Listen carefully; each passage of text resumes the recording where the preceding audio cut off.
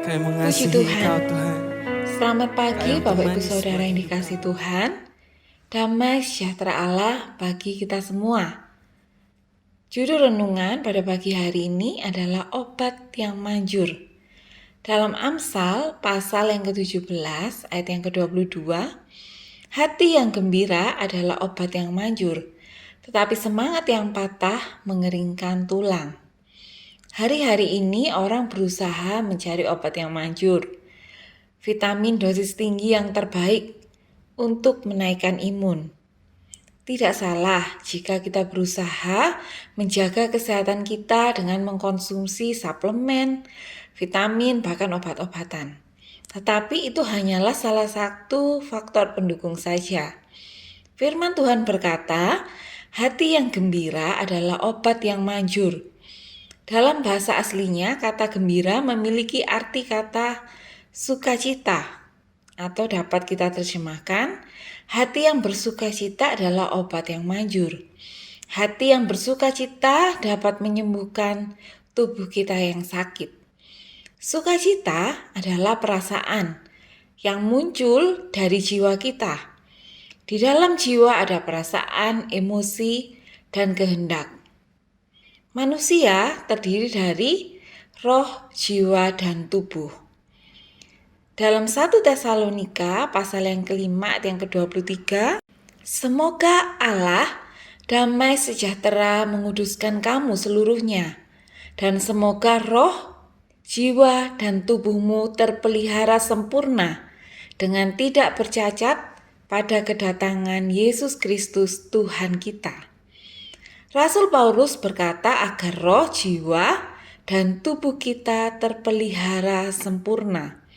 Pada ayat ini Rasul Paulus secara tidak langsung menekankan urutan prioritas hidup kita, yaitu roh, jiwa, dan tubuh. Mengapa ini penting? Sebab jika kita membalik urutan prioritas kita menjadi tubuh, jiwa, dan roh, maka yang terjadi tubuhlah yang akan mempengaruhi kehidupan kita. Jika tubuh kita lemah, maka kita cenderung untuk khawatir, takut, cemas. Tubuh yang lemah akan mempengaruhi jiwa kita, bahkan roh kita.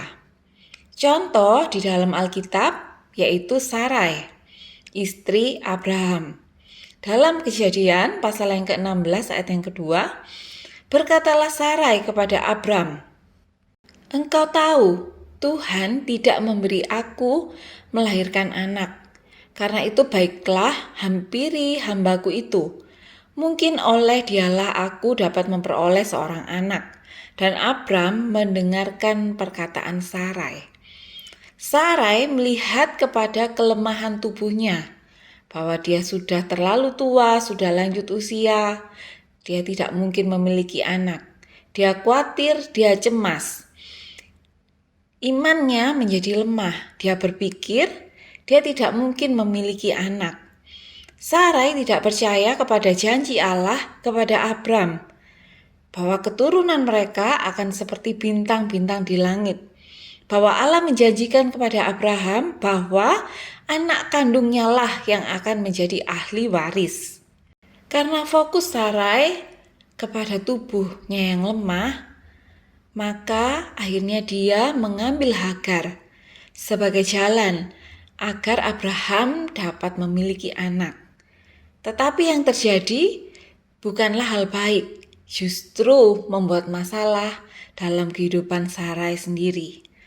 Saat fokus kita kepada hal-hal jasmaniah, kepada tubuh kita yang lemah, pada sakit penyakit, kepada keadaan yang terjadi di sekitar kita, hal ini dapat melemahkan iman kita, membuat kita menjadi khawatir, cemas.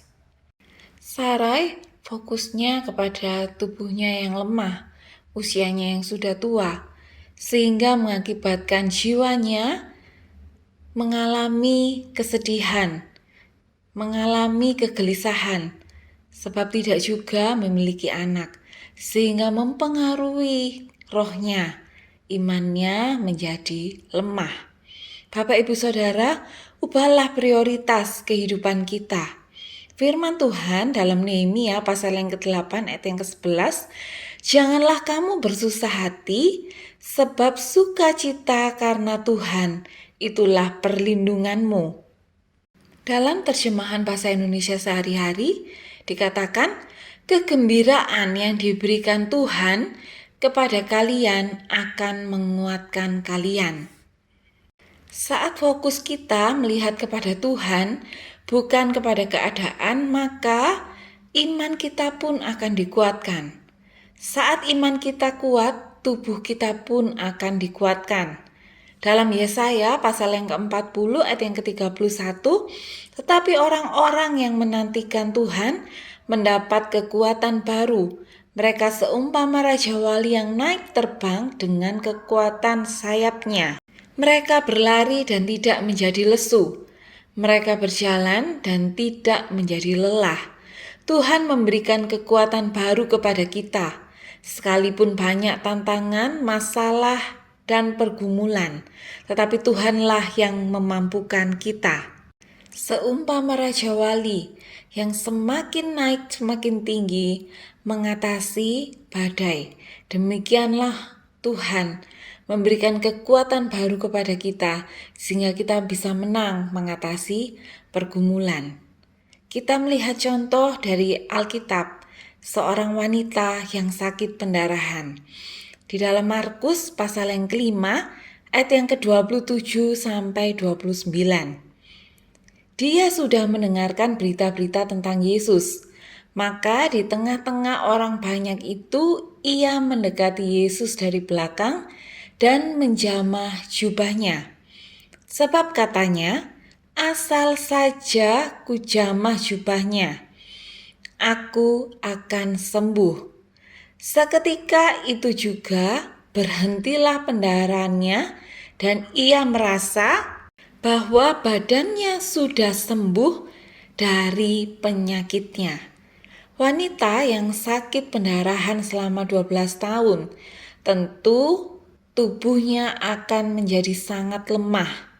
Tetapi ketika ia mendengar tentang Yesus, imannya menggerakkan wanita ini untuk maju berjalan di tengah-tengah himpitan orang banyak.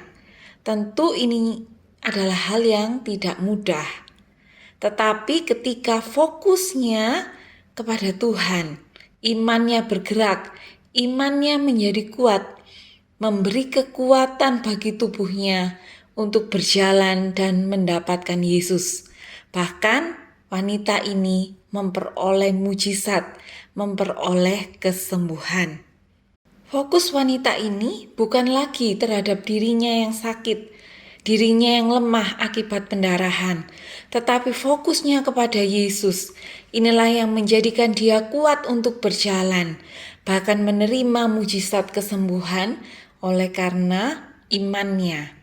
Bapak Ibu Saudara dikasihi Tuhan, di dalam kita tinggal Roh Allah. Roh Allah yang akan memampukan kita, Roh Allah yang akan menguatkan kita. Dalam Roma pasal yang ke-15 ayat yang ke-13, semoga Allah sumber pengharapan memenuhi kamu dengan segala sukacita dan damai sejahtera dalam iman kamu, supaya oleh kekuatan Roh Kudus kamu berlimpah-limpah dalam pengharapan. Biarlah kehidupan kita memandang kepada Roh Kudus, sehingga hati kita dipenuhi oleh sukacita, sehingga jiwa kita pun penuh sukacita dan kehidupan kita menjadi kehidupan yang berkemenangan.